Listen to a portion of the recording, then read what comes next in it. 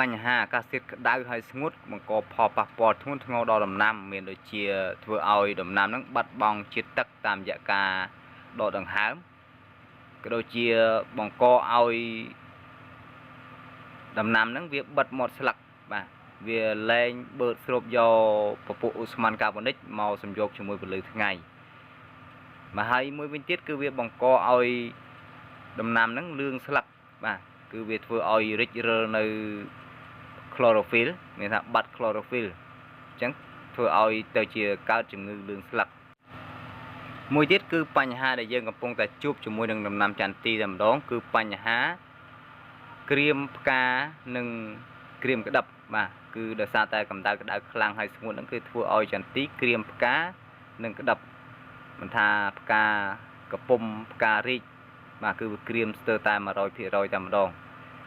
អញ្ចឹងដើម្បីការពារចន្ទទីកុំឲ្យវាជួបបញ្ហាក្រៀមផ្កាក្រៀមក្តឹបនេះគឺយើងត្រូវតែធ្វើនៅវិធានការមួយចំនួនដូចខាងក្រោមបាទទី1គឺយើងត្រូវតែធ្វើការស្រោចទឹកបើអាចបាទគឺយើងស្រោចទឹកឲ្យបានជ្រាបចូលទៅក្នុងដីបានជ្រៅល្អបាទដើម្បីជួយឲ្យមានសំណើមក្នុងដីពីព្រោះថាដំណាំនៅតំបន់ត្រូពិចគឺវាត្រូវការក្តៅហើយសើមអញ្ចឹងកាលណាតែយើងមានសំណើមក្នុងដី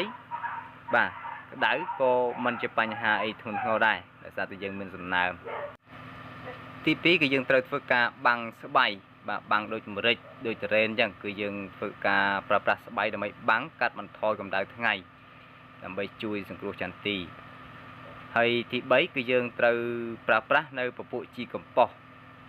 បាទជីកំប៉ុស្តគឺវាមានប្រយោជន៍បាទជួយរក្សាសំណើមនៅក្នុងដីឲ្យបានយូរអញ្ចឹងពេលដែលក្តៅខ្លាំងគឺវាឆាប់ស្ងួតអញ្ចឹងបើយើងមានជីកំប៉ុស្តជីអីគឺវាជួយបាទទប់ស្កាត់ការហួតសំណើមចេញពីក្នុងដីបាទធ្វើឲ្យដីនៅសើមអាចផ្គត់ផ្គង់ទឹកទៅដល់ដំណាំបានគ្រប់គ្រាន់បន្ថែមពីនេះទៀតគឺយើងអាចប្រើប្រាស់នៅសារធាតុចិញ្ចឹមមួយចំនួនដែលវាមានសមត្ថភាពជួយឲ្យចន្ទទីយើងនឹងធន់ជាមួយនឹងអាកាសធាតុក្តៅស្ងួតនឹងបាទមានដូចជាប៉ូតាស្យូមកាល់ស្យូមផូស្វរ៉ាម៉ាញ៉េស្យូមសង្កសីដែកទុងដែងម៉ង់ហ្គាណេសបាទពពួកមីក្រូធាតុគឺយើងអាចដាក់ចូលទៅគឺសិតតែជាប្រយោជន៍ហើយនឹងអាមីណូអាស៊ីតស៊ីវីតគឺសិតតែជាមានប្រយោជន៍ទាំងអស់បាទគឺត្រូវប្រើវាដើម្បីជួយសង្គ្រោះចន្ទទីនៅដំណាក់កាលហ្នឹងបាទអញ្ចឹងសម្រាប់វិធីសាស្ត្រខាងលើនេះគឺអាចមានផលវិបាកខ្លះសម្រាប់បងប្អូនម្ចាស់ចម្ការដែលអត់មានប្រភពទឹកបាទគឺមិនមានទឹកស្រោចវាពិបាកបន្តិចបាទអញ្ចឹងបើសិនជាអត់មានទឹកស្រោចគឺបងប្អូនអាចលើក3ចំណុចចេញទៅគឺប្រើតែចំណុចចុងក្រោយគឺប្រើប្រាស់សារធាតុចិញ្ចឹមជួយបាទយើងប្រើប្រាស់តែសារធាតុចិញ្ចឹមទៅហើយយើងបាញ់នៅពេលព្រលឹមបាទកុំបាញ់ពេលក្តៅគឺយើងបាញ់ពេលព្រលឹមត្រជាក់ទៅ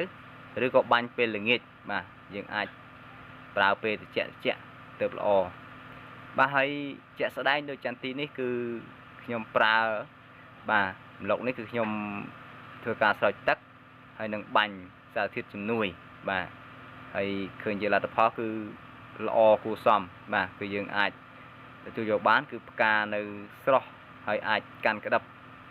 តែគាត់ថាកំឡុងពេលក្តៅក្តឹបវាកាន់តិចតួចបាទហើយដល់ពេលព្រៀងកក់ខែមកគឺយើងឃើញក្តឹបមកច្រើនមែនទែនដូចទឹកចេញថ្មីអញ្ចឹងហើយមួយម្លុកទៀតគឺខ្ញុំប្រើតែសារធាតុចិញ្ចឹមអត់មានស្រោចទឹកទេអាហ្នឹងគឺវាអាចគ្រប់គ្រងផ្កាបានមួយរយៈពេលបាទតែដល់ពេលវាចេញក្បាលរុយមកគឺគ្រប់គ្រងអត់ឈ្នះបាទវាភាគរយដែលក្បាលរុយខូចគឺវាខូចទៅវិញច្រើនមែនតើនៅសល់តិចតួចទេបាទអាហ្នឹងម្លុកដែលយើងអត់ស្រោចទឹកគឺរៀងពិបាកគ្រប់គ្រងដែរបាទតែយើងបាញ់ទៅគឺវាអាចសល់បានគួរសមបាទវាមិនមែនថាអត់សោះទេមិនមែនក្រៀមទៅទាំងអស់ទេគឺយើងបាញ់ទៅគឺវាសល់បានមួយចកោម2 3គ្រាប់អីដែរអាហ្នឹងកំឡុងពេលក្តៅហើយរហូតមកដល់ពេលមានព្រៀងកក់ខែក៏វាចាប់ផ្ដើមនៅសល់ផ្កាសល់អីទៅគឺវារីកចេញក្តឹបមកបន្តទៀតដែរប៉ុន្តែវានៅសល់តិចជាងអាម្លុកដែលយើងស្រោចទឹកនេះបាទម្លុកស្រោចទឹកគឺវាសល់ច្រើនគឺដូចដែលវាចេញនៅវគ្គ1អញ្ចឹងគឺសល់ច្រើន